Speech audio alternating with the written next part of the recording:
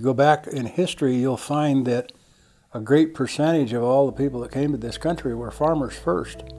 My story that I remember was my dad said that he and his brother started planting corn when they were 9 and 10 years old. They each had a 2-row planter pulled by a team of horses. First most important thing was planting. And that's what we end up doing here, is building planters.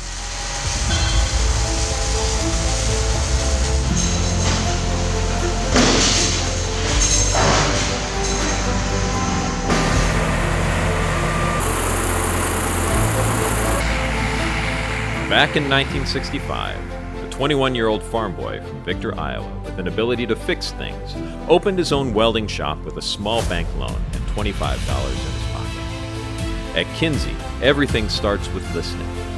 Listening to farmers at the forefront of innovation. Farmers who want to take advantage of proven technologies that maximize productivity.